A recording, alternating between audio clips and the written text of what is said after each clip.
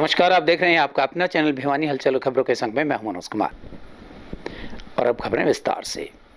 बेटी श्रुति चौधरी को टिकट न मिलने से नाराज किरण चौधरी को आखिरकार मनाने में कांग्रेस प्रत्याशी राव दान सिंह सफल रहे। किरण चौधरी के भिवानी आवास से दोनों नेता एक ही गाड़ी में तोशाम चुनावी कार्यालय का उद्घाटन करने पहुंचे। इस मौके पर किरण चौधरी ने कहा कि हमें राव दान सिंह के लिए ठोक बजाकर कार्य करना है। प्रत्याशी राव दान सिंह ने कहा कि भाजपा ने कोई वादा पूरा नहीं किया, उनका कार्य निराशाजनक ही रहा। इस दौरान किरण चौधरी का कहना था कि अब सिर्फ चुनाव के 15 दिन रह गए हैं, हमारे को 15 दिन में वह काम करना है जो हम अब तक सोचते थे कि आराम से करेंगे। इस दौरान विधायक किरण चौधरी ने जोश भरे शब्दों में कहा कि आगामी समय में हम दिखाएंगे कि राव दान सिंह का किस तरह से तोशाम की जनता एक आवाज़ में एकजुट होकर वोट करती है। इस दौरान किरण चौधरी के समर्थकों ने श्रुति चौधरी व किरण चौधरी के समर्थन में जमकर नारेबाजी की। इससे पहले कांग्रेस प्रत्याशी राव दान सिंह व तोशाम विधायिका किरण चौधरी एक ही गाड़ी में सवार होकर तोशाम में कांग्रेस पार्टी के चुनाव कार्यालय का शुभारंभ करने पहुंचे। वहीं दूसरी तरफ पार्टी कार्यालय के ऊपर लगा बोर्ड भी यह संकेत दे रहा था कि राजनीति में किसी प्रकार का कोई विरोधी नहीं है तथा कोई भी किसी का अपना नहीं है। वहीं इस मौके पर प्रत्याशी राव दान सिंह व किरण चौधरी ने रिबन काटकर तथा हवन यज्ञ में आहुति डालकर चुनाव कार्यालय का शुभारंभ किया। इस दौरान उपस्थित लोगों को संबोधित करते हुए राव दान सिंह ने कहा कि मैं किरण चौधरी के साथ स्वर्गीय चौधरी बंसीलाल तथा स्वर्गीय चौधरी सुरेंद्र सिंह के आशीर्वाद से आपसे वोट मांगने आया हूं।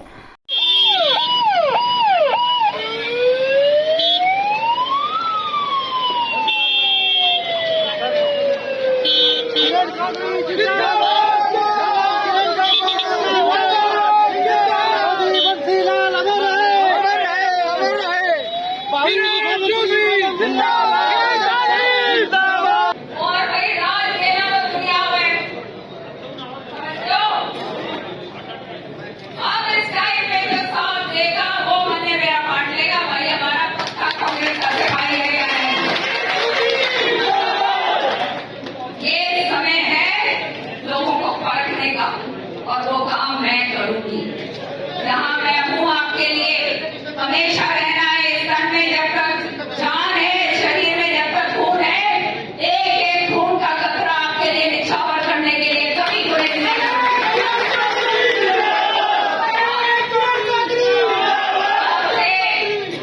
अब एक ही प्रार्थना है, जुट जाओ दान सिंह जी के लिए, जुट जाओ, काम करो और उनका मार के करो ताकि आने वाला समय जो है हमारी बहुमत से जीत के हम करें। बहुत धन्यवाद की बातें उन्होंने की। अब एक अवसर पार्टी ने आप लोगों के साथ से सहयोग से और एक सहमति से मुझे आपके बीच में आपका प्रतिनिधि बनने के लिए उम्मीदवार बना करके भेजा है। मैं मैडम किरण चौधरी जी के साथ और उनके बंसीलाल जी और सुरेंद्र जी के आशीर्वाद के साथ आप लोगों के बीच वोट की अपील करने के लिए आया हूँ।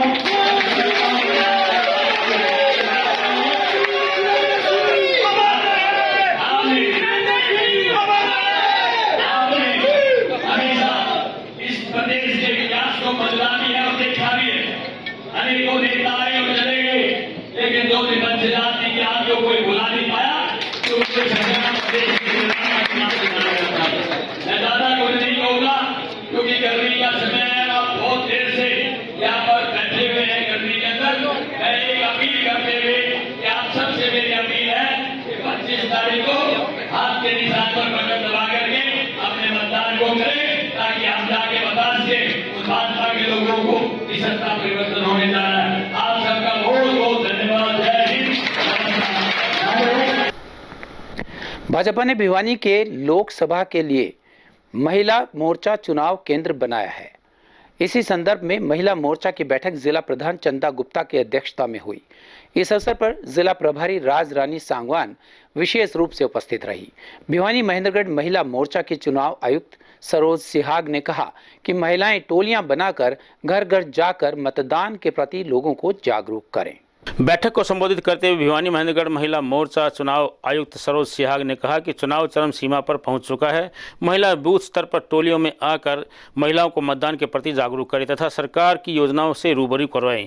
चुनाव के दिन महिलाएं प्रत्येक घर में जाकर बुजुर्ग महिलाओं को मतदान तक पहुंचाकर उनका मतदान करवाएं। सभी महिलाएं संगठित होकर कार्य करें और नरेंद्र मोदी को तीसरी बार प्रधानमंत्री बनाने के लिए भाजपा प्रत्याशी निवर्तमान सांसद धर्मवीर सिंह को पहले से अधिक मतों से विजयी बनाएं। मीना परमार व सुनीता डुडेजा ने संयुक्त रूप से महिलाओं को संबोधित करते हुए कहा कि वे प्रत्येक महिला को पार्टी की नीतियों से अवगत करवाएं और भाजपा प्रत्याशी धर्मवीर सिंह के प्रति मतदान के लिए प्रेरित करें। चरखी दादरी महिला मोर्चा जिला अध्यक्ष कश्मीरी देवी व भाजपा महिला मोर्चा अध्यक्ष भारती सैनी ने संयुक्त रूप से कहा कि वे अपने अपने क्षेत्र में अधिक से अधिक महिलाओं को जोड़कर पार्टी की नीतियों से अवगत करवाएंगी। यहाँ पर है अपने, तो आज इसी चुनाव को लेकर भिवानी को तीनों लोकसभा चुनाव का महेंद्रगढ़ भिवानी लोकसभा का केंद्र बिंदु बनाया गया है। तो महिला मोर्चा की आगामी जो भी बैठकें होंगी वो यहीं भिवानी में हुआ करेंगी। उसी के अंतर्गत आज बहनों को उनकी जिम्मेवारी सौंपने के लिए बूथ स्तर की वो बैठक ली गई है। यहाँ पर क्या निर्णय निकल करके इस बैठक का आया? क्या लगता है आपको आने वाले समय के अंदर क्या जीत सुनिश्चित है? जीत 100% सुनिश्चित है और ये जोश आप देख ही रहे हो बहनों में। और ये यहाँ का नहीं, ये तो कुल एक टुकड़ी भी नहीं है आज बहनों की जो बुलाई गई है।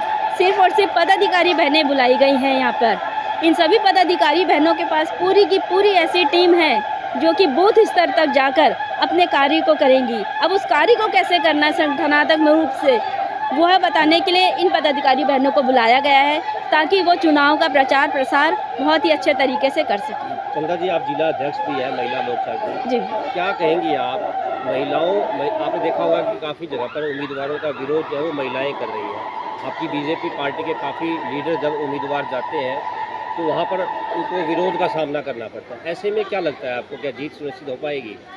देखो, विरोध तो हमेशा हर किसी उस नेता का किया जाता है जो कि जीत में हो, तो कुछ तो अपोजिशन वाले करेंगे भी, लेकिन जब तक शोर नहीं होगा तो हमारे प्रत्याशी का नाम भी नहीं होगा। तो हम ये कहेंगे कि हमारे प्रत्याशी का नाम वो अपने आप ही ले।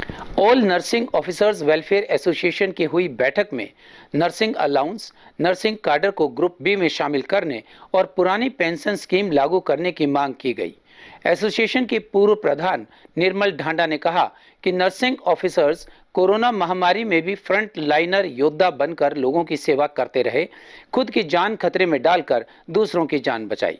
बैठक में सुनीता देवी को सर्वसम्मति से राज्य प्रधान चुना गया। इस अवसर पर नवनियुक्त राज्य प्रधान सुनीता देवी ने कहा कि पूर्व प्रधान निर्मल ढांडा के नेतृत्व और मार्गदर्शन में एसोसिएशन ने नर्सिंग ऑफिसर्स के हकों के लिए सदा मजबूती से लड़ाई लड़ी है। एसोसिएशन को उन्होंने सदा आगे बढ़ने का काम किया है। वे नर्सिंग ऑफिसर्स की मांगों को भी सरकार तक पहुंचाती रही हैं। उन्होंने कहा कि वे अपने पद पर रहते हुए वे नर्सिंग ऑफिसर्स के मुद्दों पर सरकार से मिलकर मांगों को पूरा करवाया जाएगा।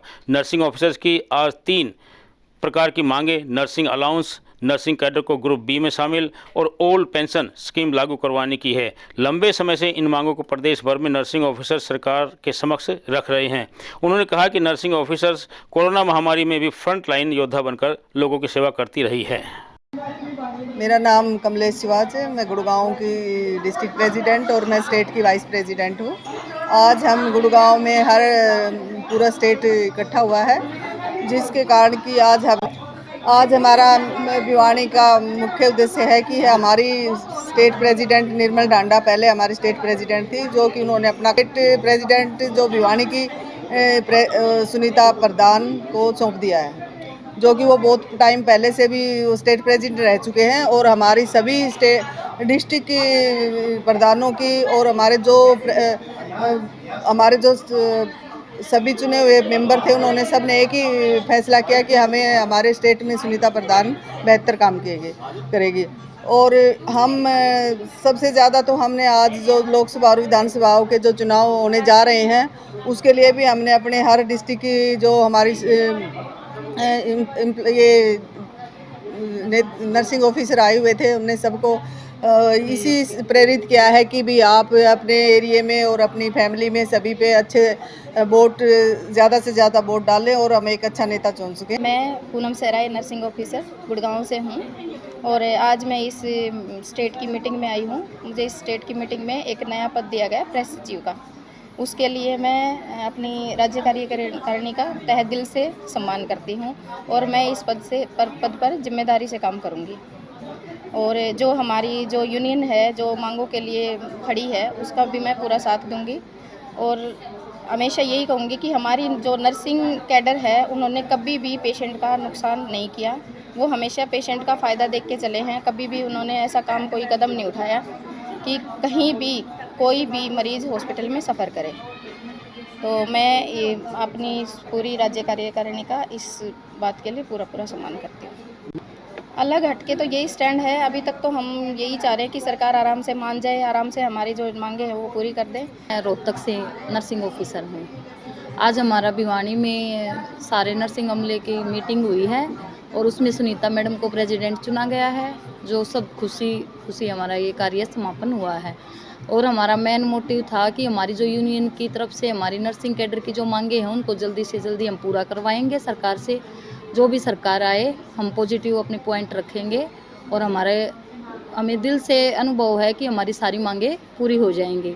दूसरा ये है कि लोकसभा या राज्यसभा के जो भी हमारे चुनाव हो रहे हैं उनको वोट बैंक को बढ़ाना, हम सबको प्रेरित करते हैं, अपनी फैमिली को, नेबर्स को, सबको, कि बहुत ज़्यादा हमारा वोट बैंकिंग कम रहता है, तो हम इसको बढ़ावा देने के लिए सबको प्रेरित कर रहे हैं।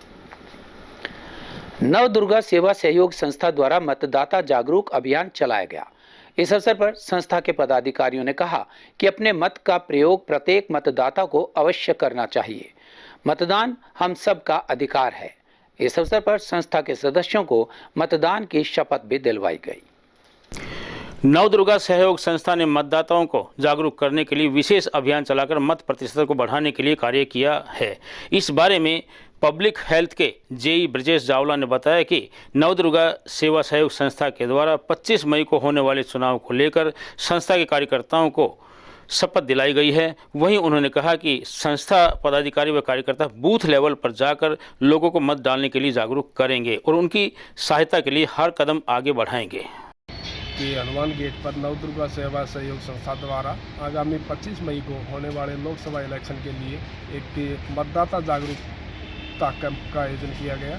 इसमें लोगों से अपने सभी धर्म संप्रदाय तथा किसी भी प्रलोभन से ऊपर उठ के ज़्यादा से ज़्यादा मतदान करने की अपील की गई तथा उसके लिए संकल्प लिया गया कि सभी ने बढ़ चढ़कर मतदान में हिस्सा लेना है। और अब एक खबर चलते चलते, अब बच्चे अपने परिजनों को मतदान के लिए प्रोत्साहित करेंगे।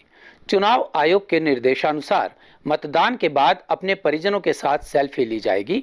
यह सेल्फी मतदान के दिन खुले लिंक पर अपलोड करनी होगी। श्रेष्ठ सेल्फी को 10,000 रुपए का जिला स्तर पर नगद इनाम दिया जाएगा। वहीं जिस स्कूल के बच्चे अधिक सेल्फी अपलोड करेंगे उस स्कूल को भी 25,000 रुपए का नगद इनाम दिया जाएगा। हमारे इस अंक में बस इतना ही। अगले अंक के लिए देखते रहेगा आपका अपना चैनल भिवानी हलचल।